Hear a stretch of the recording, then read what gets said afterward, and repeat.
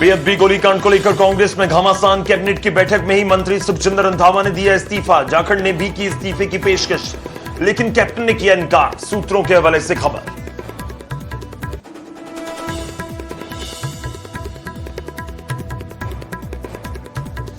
कोटपुरा गोलीकांड की जांच के लिए पंजाब कैबिनेट की तरफ से नई एसआईटी के गठन को मंजूरी। हाईकोर्ट के फैसले को चुनौती देने के लिए सीएम ने लीगल टीम को भी दिए निर्देश। पंजाब में कोरोना का कहर, 24 घंटों में 100 के करीब मौतें, एक दिन में 6318 नए केस। कोरोना के बढ़ते मामलों के बाद मुख्यमंत्री कैप्टन अमरिंदर सिंह ने पंजाब में लगाया वीकेंड लॉकडाउन। नाइट कर्फ्यू को बढ़ाया गया समय, शाम 6 बजे से दुकानें रहेंगी बंद। हरियाणा में कोरोना के रिकॉर्ड तोड़ केस, 11,500 से ज्यादा मामले, 75 मरीजों की हुई मौत। तो हिमाचल में करीब 1700 नए केस, 27 लोगों की मौत। कोरोना संकट के बीच मास्क को लेकर स्वास्थ्य मंत्रालय की लोगों को नई हिदायतें। घरों में मास्क डालकर रखें, बेवजह बाहर निकलना करें बंद। और जमानत मिलने के बाद तिहाड़ जेल से दीप सिद्धू रिहा। गुरुद्वारे रकाबगंज साहब में टेका माथा।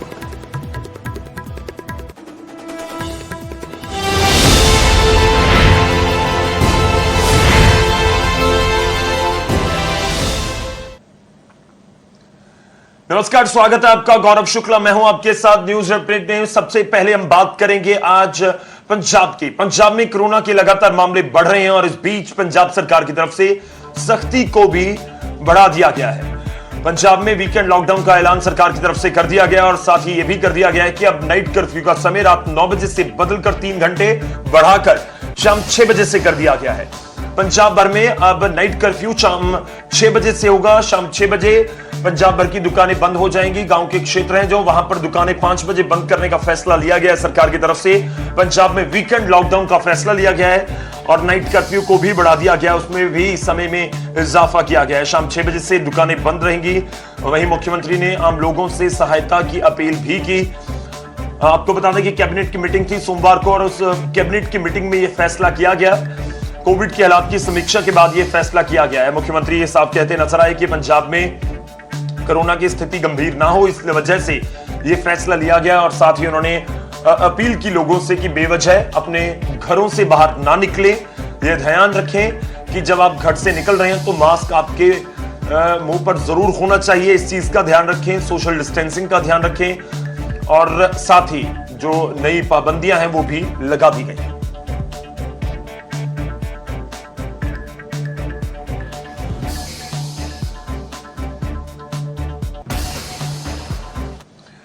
तो पंजाब में सख्ती को बढ़ाया गया है और नाइट कर्फ्यू के समय में भी बदलाव किया गया। लेकिन इस सब के बीच बात करें अगर कोरोना के मामलों की, तो कोरोना के मामले लगातार पंजाब में बढ़ते हुए नजर आ रहे हैं और एक दिन में 24 घंटे में करीब 100 लोगों की मौत की खबर भी सामने आई। पंजाब में पिछले 24 घंटों में 98 लोगों ने दम तोड़ दिया जो कोरोना से पीड़ित थे। पंजाब में कोरोना की खतरनाक रफ्तार नजर आ रही है। 24 घंटे में 100 के करीब मौतें हुई हैं। एक दिन में 98 मरीजों ने दम तोड़ दिया और पिछले 24 घंटों में नए केसेस का हम जिक्र करें तो 6318 ये नए केस पंजाब भर में रिपोर्ट किए गए हैं। पटियाला में कोरोना से एक बार फिर 24 घंटे में 14 लोगों की मौत हो गई। तो पटियाला अब नया हॉटस्पॉट पंजाब में बनता हुआ नजर आ रहा है और जिस तरह से केसेस बढ़ रहे हैं, पटियाला में कोरोना से एक बार फिर से 14 लोगों की मौत हुई। आपको बता दें कि जो एक दिन पहले आंकड़े सामने आए थे उन आंकड़ों के मुताबिक भी 14 लोगों की मौत कोरोना की वजह से पटियाला डिस्ट्रिक्ट में हुई थी और एक बार फिर से 14 लोगों की मौत की जानकारी सामने आई। और इस बीच आपको यह भी बता दें कि अमृतसर में 11 लोगों की मौत हुई है। वहीं लुधियाना में 10 लोगों की मौत हुई है, जबकि मोहाली जिला, ये सबसे ज्यादा प्रभावित जिले हैं। मोहाली में 11 लोगों की मौत कोरोना की वजह से हुई है। पिछले 24 घंटों का आंकड़ा है।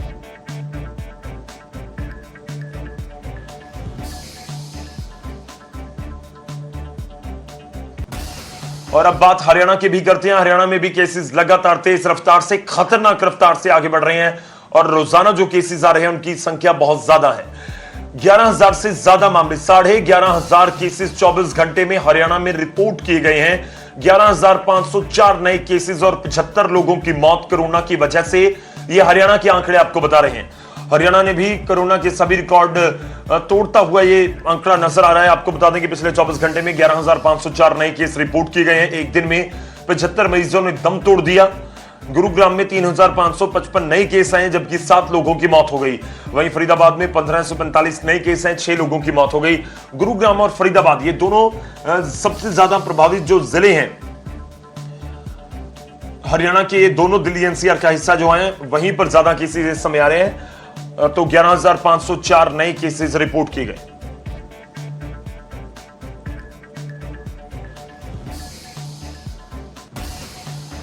और हरियाणा के बाद अब हिमाचल का भी रुख कर लेते हैं। हिमाचल में भी केसेस लगातार बढ़ रहे हैं और पिछले 24 घंटे में लगभग 1700 केसेस नए रिपोर्ट किए गए हैं और 27 मरीजों की मौत भी हुई है। ये हिमाचल का आंकड़ा केसेस के मुकाबले अगर आप उस रेशो को देखें तो जो मौत की संख्या है वो बहुत ज्यादा है। हिमाचल में भी तेजी से कोरोना के मरीज बढ़ रहे हैं। 24 घंटे में 1692 नए केस और एक दिन में 27 मरीजों ने दम तोड़ दिया है। हिमाचल के 4 जिलों में नाइट कर्फ्यू है। उनमें कांगड़ा, ऊना, सिरमौर और सोलन है जिसमें नाइट कर्फ्यू है। रात 10 बजे से सुबह 5 बजे तक ये नाइट कर्फ्यू हिमाचल में लगाया गया है, हिमाचल की सरकार की तरफ से लगाया गया है। तो केसेस बढ़ रहे हैं हिमाचल में भी, और हिमाचल की तरह पूरे देश में जिस तरह से मामले आ रहे हैं, 3.5 लाख केसेस सामने आ रहे हैं।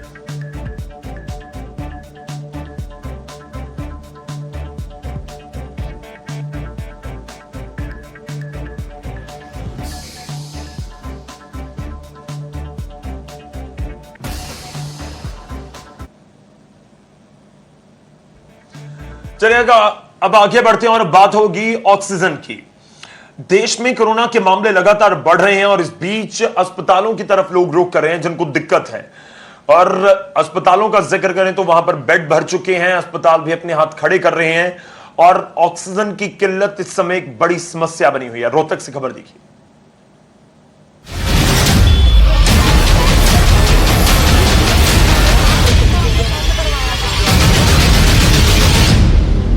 कोरोना कहर ढा रहा है। हर दिन कोरोना संक्रमित मरीजों का आंकड़ा बढ़ता जा रहा है और अब यह आंकड़ा 3.5 लाख से पार हो चुका है। सबसे ज्यादा हाहाकार ऑक्सीजन की कमी से मची है।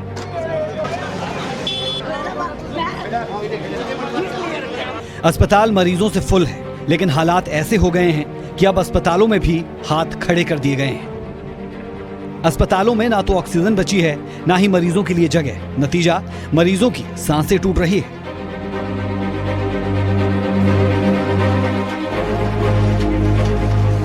हरियाणा के अस्पतालों से जो खबर सामने आ रही है वो दिल को झकझोर देने वाली है, क्योंकि हर ओर मरीज दम तोड़ते नजर आ रहे हैं। हिसार के एक निजी अस्पताल में 5 मरीजों की मौत हो गई। बताया जा रहा है कि ऑक्सीजन की कमी की वजह से मरीजों ने दम तोड़ा। तो इन्होंने पूरी करनी थी, हम तो पैसा दे सकते और कुछ नहीं कर सकते। आधा घंटा पेमेंट लेट नहीं होना। 11 बजे फोन आता है जी आप पैसे जमा करवा दो। मैंने कहा हम कहीं बाहर से आए, हम कहाँ से कराएंगे। मैं जाट धर्मशाला में रुकी हुई हूँ, मेरे को आज 14 दिन हो गए यहाँ पे आए हुए। सोनीबर्न हॉस्पिटल में कोरोना के कई मरीज भर्ती है। हालांकि ये अभी स्पष्ट नहीं कि इस अस्पताल को कोरोना मरीजों की भर्ती करने की परमिशन थी भी या नहीं। लोगों ने अस्पताल पर मरीजों को लूटने और उनकी जान से खिलवाड़ करने का आरोप लगाया, लेकिन इस मामले में अस्पताल प्रबंधन चुप्पी साधे बैठा है। हालांकि पुलिस का कहना है कि मौत कैसे हुई ये तो जांच का विषय है। अभी तो हमारे तो छानबीन में कोई ऐसी बात नहीं आई है लापरवाही वाली, तो जो बाकी ये बताते हैं कि बे ऑक्सीजन की कमी हुई है। मामले ने तूल पकड़ी तो सीएम मनोहर लाल ने खुद मजिस्ट्रेट जांच के आदेश दिए। साथ ही ये भी दावा किया कि प्रदेश में ऑक्सीजन की कमी नहीं है। यह हिसार की भी जांच जो है मजिस्ट्रेट जांच होगी उसकी कि क्या वाकई वो किसी मिसमैनेजमेंट के कारण से हुआ है ऑक्सीजन, क्योंकि ऑक्सीजन की कमी नहीं है। उधर प्रदेश के सबसे बड़े मेडिकल कॉलेज रोहतक पीजीआई ने भी ऑक्सीजन की कमी के कारण अपने हाथ खड़े कर दिए हैं और नए मरीजों को भर्ती करने से इनकार कर दिया था। लेकिन अब अस्पताल प्रबंधन ने अपने फैसले से यू टर्न ले लिया है। उधर कोरोना के बढ़ते मामलों को देखते हुए स्वास्थ्य मंत्री अनिल विज ने आईएमए से डॉक्टर और पैरामेडिकल स्टाफ देने की अपील की है। आईएमए से मैंने हम्बल रिक्वेस्ट की है कि वो आगे आएं और अपने डॉक्टर्स दें, पैरामेडिकल्स दें, और जो व्यवस्था होगी वो हम कर लेंगे। हरियाणा में कोरोना मरीजों की मौत का आंकड़ा बढ़ रहा है। और ऑक्सीजन की कमी से भी हड़कंप है। रविवार को भी हरियाणा में 8 मरीजों ने दम तोड़ दिया। गुरुग्राम और रेवाड़ी में 4-4 मरीजों ने ऑक्सीजन की कमी से दम तोड़ दिया था। रेवाड़ी में परिजनों का गुस्सा निजी अस्पतालों पर फूटा तो गुरुग्राम में फजीहत होने के बाद मजिस्ट्रेट जांच के आदेश दिए गए। Bureau report, news 18। तो देश ऑक्सीजन की कमी से जूझ रहा है, लेकिन इस बीच कोशिशें तेज की जा रही हैं ताकि ऑक्सीजन मरीजों तक पहुंचाई जा सके और इसके लिए देश में ऑक्सीजन का उत्पादन भी बढ़ाया जा रहा है। और इस बीच ऑक्सीजन एक्सप्रेस के जरिए भी जो ट्रांसपोर्ट की जा रही है ऑक्सीजन और अलग अलग देश के हिस्सों में पहुंचाई जा रही है। और तो और कई देशों ने, अमेरिका सहित कई देशों ने भी मदद के हाथ अब आगे बढ़ाए हैं।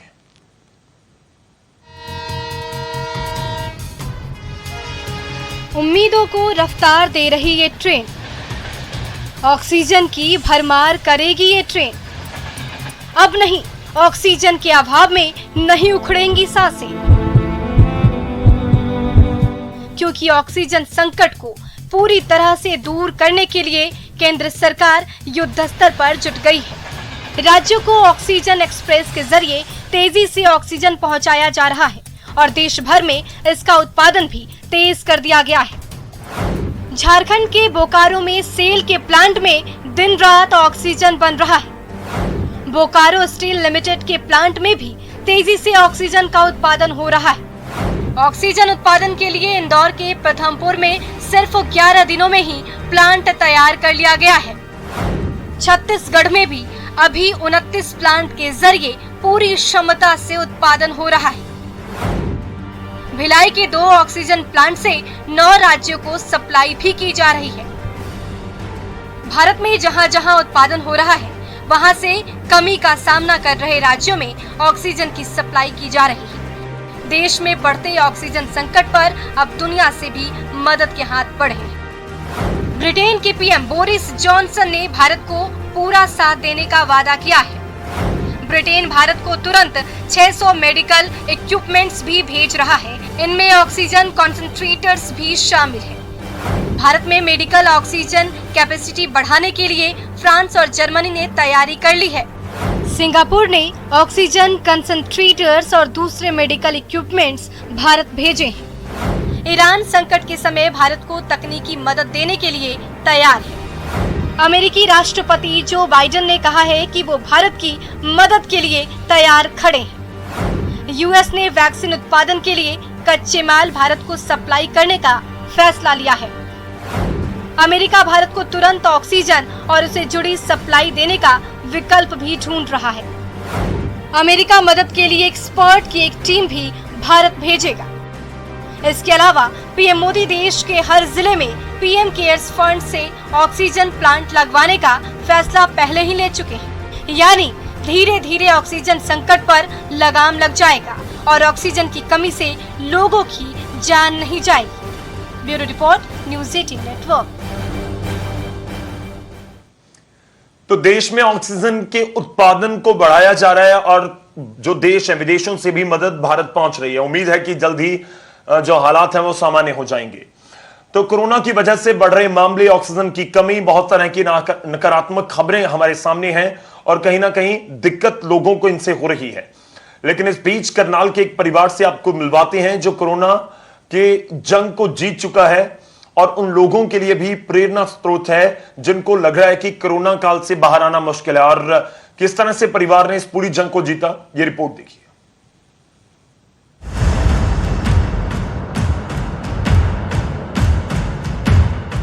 कोरोना संकट के मामलों में भारत इस वक्त दुनिया का एपिसेंटर बन चुका है। दुनिया में सबसे ज्यादा केस भारत में ही रिपोर्ट किए जा रहे हैं और सबसे बुरे हालात भी हिंदुस्तान में। इन हालात से निपटने के लिए जहां सरकार सिस्टम लगे हुए हैं, कुछ निजी कंपनियां मदद के लिए भी आगे आई हैं। लोग आपस में एक दूसरे के मददगार बन रहे हैं। देश में कोरोना से बिगड़ रहे हालात के बाद नकारात्मकता का माहौल है। हर तरफ मानो मौत का अंधेरा है। लेकिन कोरोना से लड़ने के साथ साथ हमें इस अवसाद यानी डिप्रेशन से भी लड़ना है। इस काम में आपके आसपास के लोग, परिवार मदद कर सकते हैं। करनाल के सेक्टर 13 में रहने वाले जगमोहन आनंद को पिछले साल अगस्त में कोरोना हुआ। इसके बाद पूरा परिवार संक्रमित हुआ।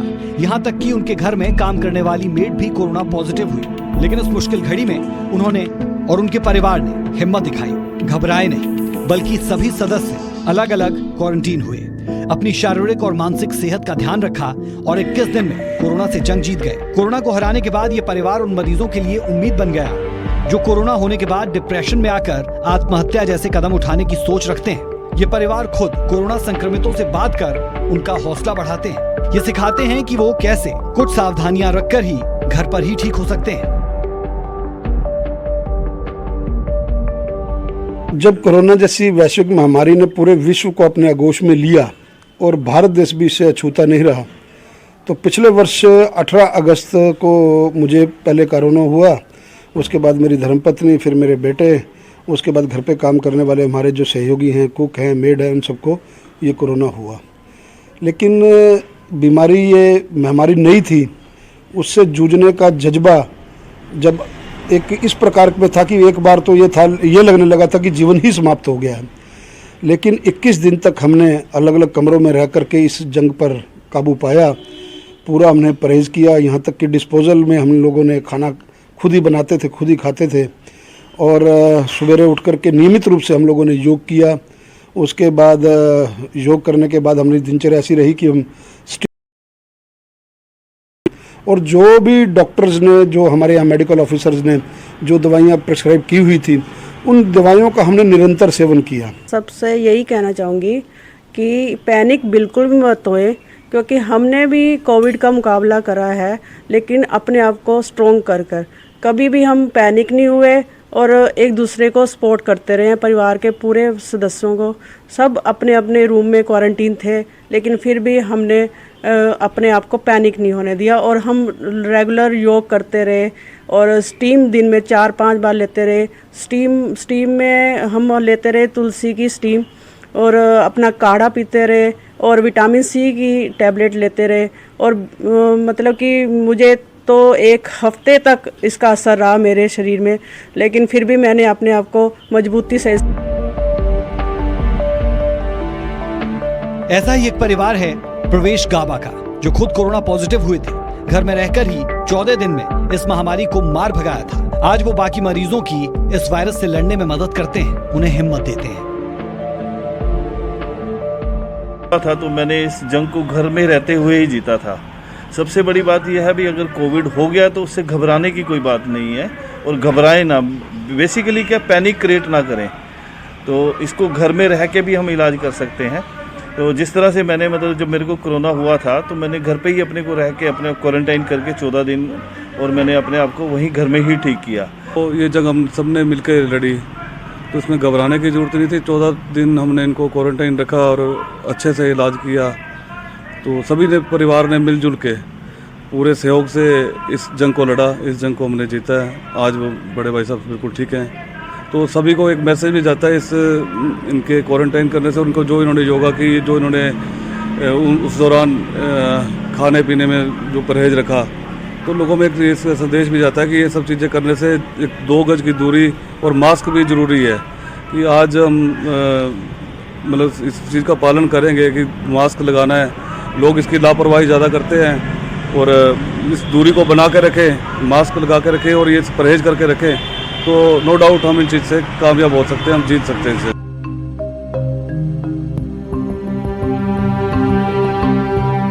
प्रवेश गाबा का कहना है कि इस मुश्किल घड़ी में सभी राजनीतिक दलों को सियासत से ऊपर उठकर मिलकर काम करना चाहिए, लोगों की जान बचानी चाहिए। उन्होंने सामाजिक संस्थाओं से भी अपील करते हुए कहा कि सभी सामाजिक संस्थाओं को एकजुट होकर कोरोना की लड़ाई के खिलाफ आगे आना होगा। ये लड़ाई किसी एक की नहीं, हम सब की है, देश की है, मानवता की है। हर हाल में कोरोना हारेगा और इंसानियत जीतेगी। हमें बस एक दूसरे का हाथ थामे रखना है और हौसले को बनाए रखना है। करनाल से Himanshu Narang, news 18।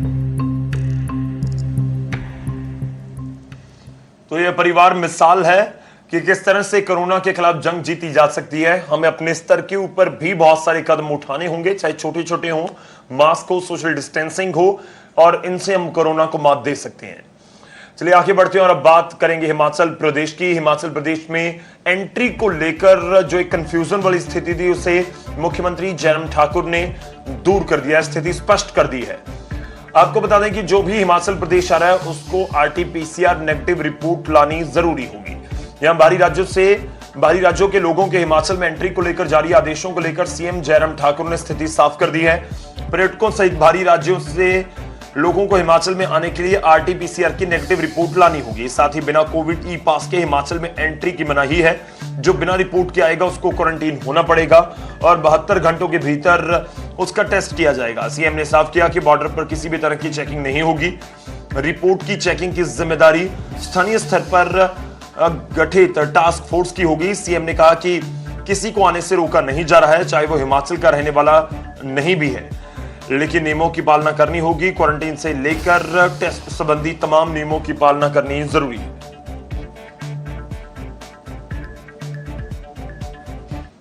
State movement को कहीं भी रिस्ट्रिक्ट ना केंद्र की ओर से किया गया है ना स्टेट की ओर से किया गया है। हमने सिर्फ इतनी ही बात कही है कि बहुत बड़ी तादाद में हिमाचल के लोग और हिमाचल के साथ में दूसरे लोग जो हिमाचल पर आ रहे हैं, हिमाचल के लोग तो घर आ रहे हैं, अपना घर है, परिवार है, हिमाचल के रहने वाले हैं, उनको रोकना भी संभव नहीं है, रोकना भी उचित नहीं है। लेकिन हमने उनसे विनम्र आग्रह किया है, ऐसे संकट में आप जहां से भी आ रहे हैं आप आइए, कहीं किसी को कोई रोका नहीं जा रहा है, किसी को परेशान नहीं किया जा रहा, लेकिन मेहरबानी करके ये काम करिए कि आप अगर वहां से आ रहे हैं अच्छा होगा आप आरटी-पीसीआर का टेस्ट करके आए। एक बात आग्रह कर रहा हूं, उनसे निवेदन कर रहा हूं। आपदा की इस घड़ी में बहुत सारे संगठन जो है काम कर रहे हैं। कांग्रेस ने पहले भी पहल की थी, भाजपा जो है वो भी पहल कर रही है कि जरूरतमंदों की मदद करनी है। लेकिन कांग्रेस की ये जो गांधी हेल्पलाइन है ये थोड़ी सी अलग इसलिए भी है कि यहाँ पर डॉक्टरों की टीम मौजूद रहेगी। जो जरूरतमंद है, जिन्हें दवाइयाँ चाहिए, जिन्हें डॉक्टरी परामर्श चाहिए, जिस वक्त जरूरत होगी उस वक्त डॉक्टरी सेवा भी मौजूद रहेगी। और जहां तक गरीब तबके को खाना और दवाइयों की बात है वो भी ये हेल्पलाइन कांग्रेस कह रही है कि ये पूरी तरह से सुनिश्चित करेगी। अब देखना होगा कि ये हेल्पलाइन कितना लोगों की मदद कर पाती है। शिमला से कैमरा सहयोगी दीपक राणा के साथ रणबीर सिंह, न्यूज़ 18 हिमाचल।